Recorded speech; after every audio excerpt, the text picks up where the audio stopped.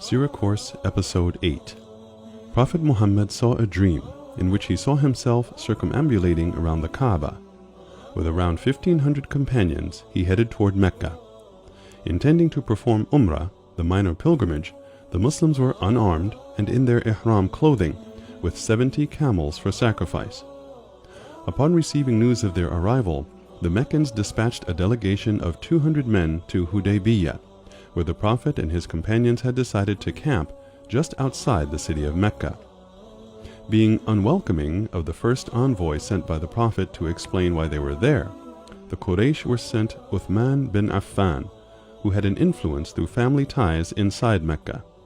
The Quraysh were adamant about not allowing the Muslims to come in for Umrah, while in the meantime rumors had spread that Uthman had been killed by them. This made the Muslims furious, and the Prophet had taken an oath from them to fight at all costs if the news of Uthman bin Affan turned out to be true. Seeing the resolve of the Muslims, the Quraysh released Uthman and sent Suhail ibn Amr to negotiate on their behalf. After a short period of negotiations, the two sides reached an agreement. According to the agreement, the Muslims were to go back to Medina and return back the following year, staying no more than 3 days in Mecca. Any Meccan escaping to Medina would have to be returned, while it not being reciprocated if anyone from Medina had escaped to Mecca. The agreement included a 10-year truce, allowing the safety and security of trade caravans and pilgrims in each party's respective areas of governance.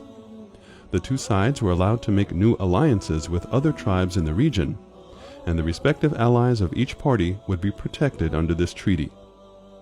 Although the companions were dissatisfied with the signing of this treaty for many valid reasons, the Prophet went ahead with the agreement, making a commitment to uphold it. What was initially viewed as unfavorable for the Muslims was in fact the greatest political success of Prophet Muhammad, as Islam began to spread at a much faster rate after the incident.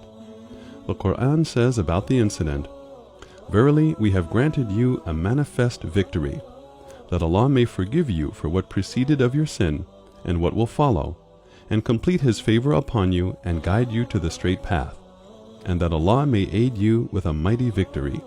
Surah Al-Fath, verses 1-3. The Treaty of Hudaybiyah ended the hostility between the Muslims and the Quraysh of Mecca. It allowed Prophet Muhammad, peace be upon him, to reach out to other tribes and openly present to them the message of Islam with freedom and ease. Less than 2 years after, one of the tribes allied with the Quraysh carried out an attack on a tribe allied with the Muslims. The Prophet demanded from the Quraysh to either abandon their alliance with the aggressor tribe or pay blood money. Accepting neither option, Abu Sufyan, one of the chiefs of Mecca, came to Medina in hopes of renewing the treaty, only to be turned away. This was a breach of the agreement they had agreed upon, and it led Prophet Muhammad to decide on an expedition to Mecca. Some of the tribes allied to him were instructed to join the ranks in Medina, while others were told to join along the way, helping to conceal the total number of men headed towards Mecca. The Muslims were also able to successfully intercept letters sent for the Quraysh. The Muslims arrived just outside Mecca with 10,000 men, causing panic among the Meccans.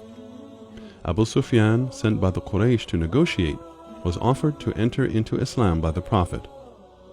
In a surprising turn of events, Abu Sufyan returned back to Mecca having accepted Islam, advising the Meccans to surrender.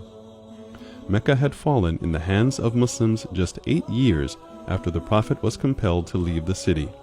While entering the city, the Prophet ordered his commanders not to fight unless attacked, not to pursue those who fled, and not to kill anyone who were wounded or captive. Nobody's possessions were taken, and no property was harmed. Prophet Muhammad, peace be upon him, entered Masjid al-Haram, kissed the black stone, and made tawaf around the Kaaba. He then purged the Kaaba of any idols, and asked Bilal to climb up to the top and give the call for prayer. Most of the people in Mecca had entered into Islam that day. The day of the conquest is referred to as the Day of Mercy.